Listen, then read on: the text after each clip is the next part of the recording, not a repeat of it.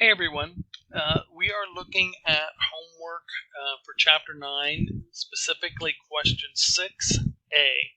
So you're given some information and we're going to try to solve this problem together. So first of all, when I'm doing homework problems like this, I read the question at least twice and I do two things. I identify what is the question that's being asked to solve, and two, what is the information that's given to me, and I jot that down. So we are looking at Sandy Denny, and the question is asking us what is her net pay after FIT. FIT stands for federal income tax. So in other words, what is her take-home pay? So the information that we're given is Sandy is paid weekly. She earns $7.60 per hour, and this week she worked 40 hours. Sandy is also married, and she wants to claim 2 exemptions. Federal income tax will be determined based on the table that we look at here in a bit. California state income tax is 9%. Social Security rate is 6.2% on the first $128,400 earned. We can safely assume that Sandy is not going to make more than $128,400. So what this is saying is, once you make $128,400 in a year, you no longer have to pay Social Security tax. Okay? Then there is Medicare rate of 1.45%. So let's take a look at how we would solve this. First of all, we start and we have to calculate the gross wages. So gross wages are those wages earned prior to any deductions. So we were told that Sandy worked 40 hours. Her hourly rate is $7.60.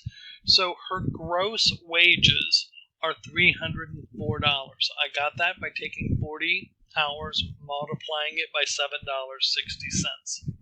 Okay? Then the next thing we want to do is we want to reduce the gross wages by the exemptions to get the taxable gross wages. So what we need to do is you are given 2 tables in the problem. So I'm going to bring over table 9.1. 9.1 shows us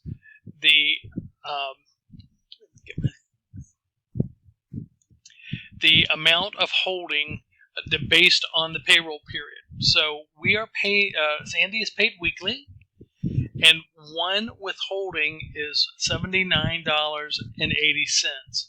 Since we have 2 exemptions, we'll multiply this by 2.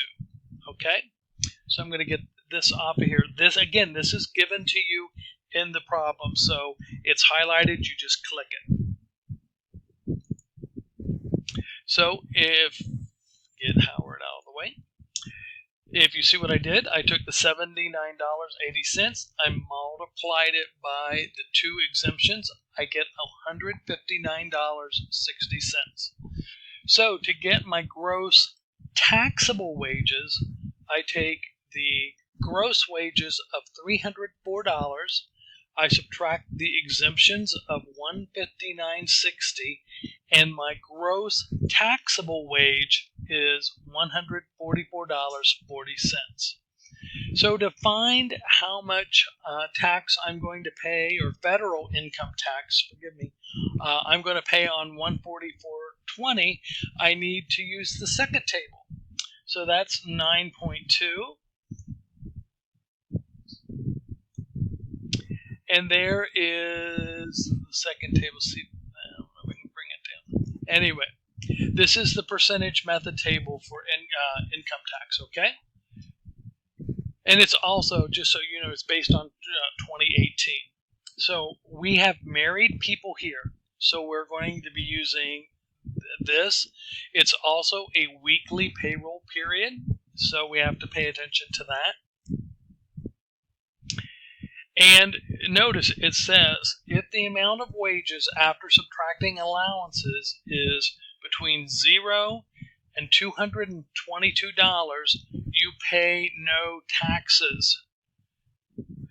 If you remember, ours was $144.40. So $144.40 is less than the taxable amount of $222. So we do not deduct any federal income tax from Sandy's wages. Okay?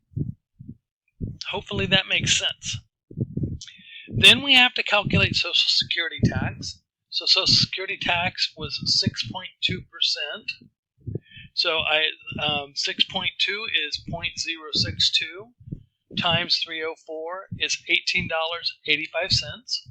California state income tax was 9%, or 0.09 times 304, or $27.36. Medicare is 1.45%, or 0.0145 times 304, $4.41. So now I have my federal income tax, my Social Security, my California income tax, and my Medicare.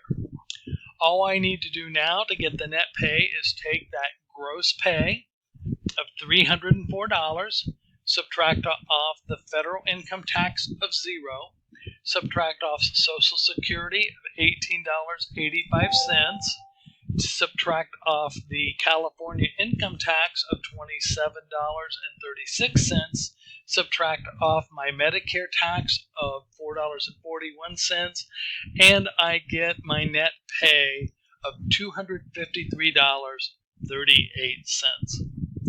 Hopefully this helps you. I will post this out, and if you have any more questions, comments, or concerns, please let me know. Hope you're having a great day.